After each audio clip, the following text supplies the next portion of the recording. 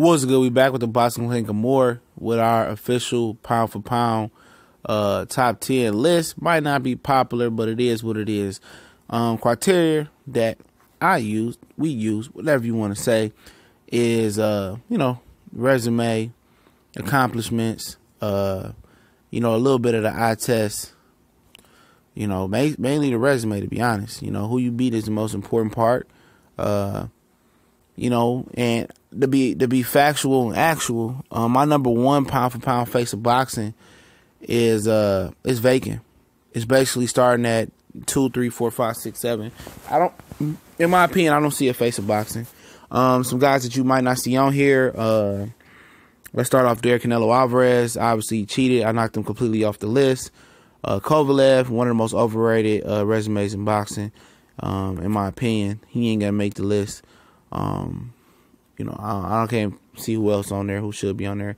I see people that have Jorge Linares on his resume. I ask you, what a big win has he ever had? Every win he had, he stepped up, he lost. So, that was the name of clear. So that for when I got Crawford, obviously I think it's something that he became undisputed. His resume isn't that strong, in my opinion, but neither is anybody else's really on this list. And nobody on this list has become undisputed champion. So that's said to be something in his eye test and this, looking at his skill is unmatched in my opinion. I love to see what he's gonna do at 147. And I believe it'd be great things because, he has an opportunity that, only a few guys on this list have. He has the bodies in front of him to, transcend the sport. He beats Earl, Keith Thurman, Danny Garcia, Sean Porter, especially Spence and Thurman. He on top of the world. I don't think anybody in boxing get two better wins in the division they come from. Those are two marquee victories in my opinion, And that's just how I feel. I know a lot of people say his resume is overrated, weak, and all that. Right, I agree. But at the end of the day, he's been proactive in, trying to be the best and beat the best. He cleaned out 140 and 135. Why he didn't unify, I don't know. I don't really know. But I know I don't see too many people at 135 that was touching him that I can remember.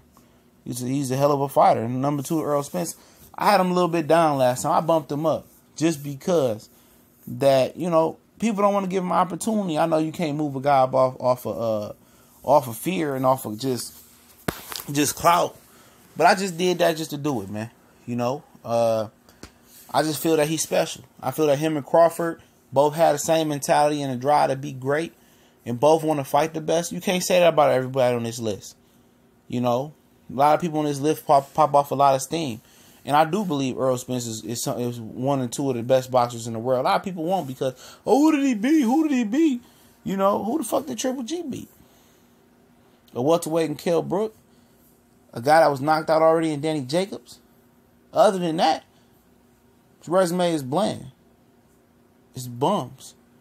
So if you want to use that, you can use it all you want. That motherfucker almost 40 and ain't had a marquee fight. Ain't beat nobody close to the pound for pound list yet. Is that what your argument gonna be? And little do people know, Earl Spence got way more in his arsenal than you know. It'll be shown when he get the opportunity. Right opponent in front of him. Somebody in the comments say, he's basic. A lot of guys is basic. Fundamentals is the basis of being a great athlete in any sport. If your fundamentals not together, shit, buddy, you're going to have a long life. Just because he don't move and he ain't flashy and all that don't mean nothing. Old and steady win the race. It's an old saying. He number 2. If you don't like it, fuck you. Number 3 for me is Vasily Lomachenko. I think he's going to do big things at 135. I'm high on this individual. I like his skill level. I like his head movement. I like what he brings to the table. And if he beats Linares, it won't be a shock to me. Linares ain't shit. I don't expect him to struggle or sweat too much fighting Linares because every time he step up, he get knocked out. I'm not saying that Lomachenko gonna make him quit, but I do know every time he get touched up on the face, it's like slicing pizza. It's like cutting pizza on nothing but you see brown yellow shit, and you see a lot of red tomato sauce on his face. Just my opinion right there. And I like what Lomachenko did. You could talk about each one of his big wins. It is what it is. You can break down and really dissect everybody's career. But, he beat Walters. He beat Rigan Dial, like it or not. Rigan Dial was a top fighter as well. Top pound for pound fighter. It's more than more than Golovkin did. He ain't beat nobody that high on the pound for pound. Even moving up 2 weight classes, you know. Beat Rocky Martinez. He beat Gary Russell, I think is his best win of his career. I mean, now he getting to 35 where he got an opportunity to unify. To beat Linares, he could beat Ray Beltran and possibly fight Tank. If Tank don't put his tail behind his legs and run, he's in a good position to make noise. If he's able to get the Beltran belt, he's able to beat Tank. He's able to meet Pacquiao at 140 and beat him. He gonna shoot up there. He possibly could be number one at one day, but at 35, just what's at 35, it's gonna be tough. He gonna have to go to 140 to really prove something with or without Pacquiao. He gonna go in there and whoop a Mikey Garcia. I think that's the fight that could take him over the top is Mikey Garcia, which is number 4. He won another weight title, 126, 130, 135, 140. So he's moving up there. It's something to be said. I always thought Lippies was a tough fighter. From the point where he was calling out Crawford and Dongo, turning on the table, so he could fight. You know, seeing him fight, he had a good style. Only the reason I picked Mikey over him, which became a determining factor, was the simple fact of experience and him not having good footwork. Mikey is another fundamentally sound fighter. A lot of people say they don't see what's special with Mikey Garcia, you know, because you don't have flashy hand speed and bone crushing power. That don't mean nothing. Your fundamentals is good. Your footwork, your hand placement, your punch variety, all that. That should be said. And I think Mikey Garcia is similar to Earl Spence, just smaller. They both fundamentally good. You know, and they could do a lot more than what they had to offer in some of their last fights. And I think they have a lot more to show that a lot of people don't know. You know, Sorik, I call him Sorenstein, whatever this dude's name is, from Thailand, whooped on Chocolito. I seen him live at the Madison Square Garden back in March last year. You know, then whooped on that Mexican guy named Juan Estrada, which had a pretty good style. I like the way he was fighting behind the shoulder. I think Juan Estrada could be a top fighter as well, with a little bit more adjustments to cleaning up and just correcting some issues that he does have, which every fighter has. But Sorik is a hell of a fighter, man. He's very, very strong from the base, generates a lot of power. He the king of that division. I like to see him fight the Filipino guy. What's his name? Jurin. I like to see him fight him. I think that'd be a hell of a fight somewhere down the line. But I rank him at 5. That's my top 5 so far. Crawford, Spence, Lomachenko, Mikey Garcia, and Shorenstein. I like him as well. Number 6 is Triple G. For a long time, he wasn't on my pound-for-pound list because he wasn't fighting nobody. He didn't win any of his titles. Didn't come the hard way. They came the easy way. You know, on the one title he did actually had a tough fight with, it doesn't exist. Dave Lemieux, he never should be on a world title level. You get beat by Marco Antonio Rubio. You know, he was handed the WBC and the WBA. He fought a bum for that. But he here, and he competed versus Golovkin. Versus Canelo. Canelo. And probably Canelo was juicing. He probably really wouldn't win that fight by knockout if Canelo wasn't allegedly juicing. Well, I think he was cheating that fight as well. But, you know, I like Triple G skills. I like the jab. I like how he can stick it in your face. He can fight on the back foot. He got good power punch placement. He got a good chin. He's a strong individual, man. And ever since he started stepping this competition, Kell Brook, Danny Jacobs, and Canelo Alvarez, yeah, the stoppage might have stopped but after the Kell Brook, but, you know, shit happens. But I have my number 6. Number 7, making his debut on my list is Swift Jerry Hurd, the homie.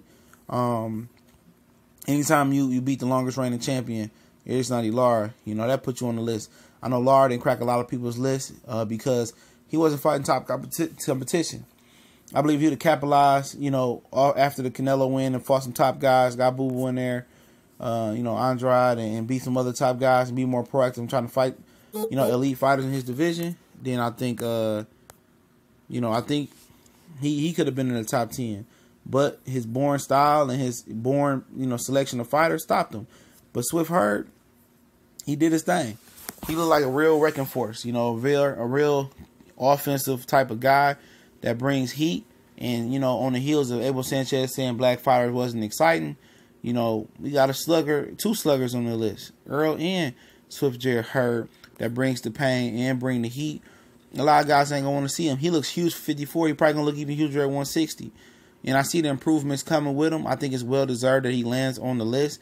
I know a lot of people probably wouldn't agree. But like I said, you know, he wanted Erislandy Lara. Now he wants Jermell Charlo. He beats him, he's just going to shoot up the list.